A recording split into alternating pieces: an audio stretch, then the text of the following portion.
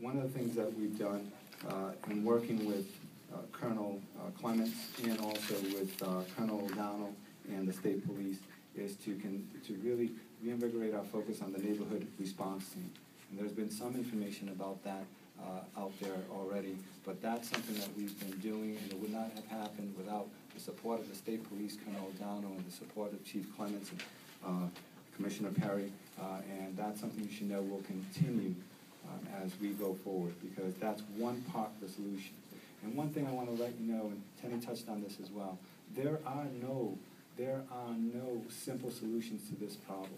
There's not one solution. There are many things that we have to do and continue to do and continue to be focused on. Areas across the country do struggle with the issue of violence. And as I've said repeatedly since taking office, our state cannot succeed without the help of our cities and towns. And Mayor Taveras has demonstrated that he is completely committed to ending violence in Providence. Just as my administration has provided support and assistance to Providence as the mayor has worked to address the city's fiscal challenges, I have mobilized state resources to aid the city in its ongoing efforts to reduce violent crime. The neighborhood response team began in 2005. The state police and Rhode and Providence Police partnership, with initiatives from troopers, Providence police officers patrolling together in the city. In May this year, I sat down with the governor and we discussed strategies to be effective, be part of the solution here in Providence. Our strategy was simple: to deploy troopers back into the city of Providence in coordinating with their chief of police, Hugh Clements. I appreciate neighborhood groups. There's no doubt that we have significant challenges ahead of us. What happened this past week on Monday night is simply tragic. Tragic to the entire city, tragic to friends and families of the victims, tragic to all of us. But again, we don't live in a perfect society.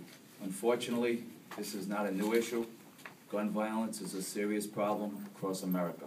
I am determined to do everything that we can possibly do from the public safety side in putting an end to this violence, because it's unnecessary. And as a community, if you help us do that, we have an important role and we will commit to providing that role, but we need the community's trust, we need their engagement to identify people that are in our community that are engaged in this kind of behavior. I think these last few days, especially, when it was such a shock to see such a horrible story and learn about another horrible tragedy for the families who are victims, as well as those shooters whose families you know are also in a horrible situation wherever they are. It's a tough time. And this morning is sobering. No one's told a joke yet. Nothing funny about what we're doing here today. We're reminding each other that we each have a choice to make.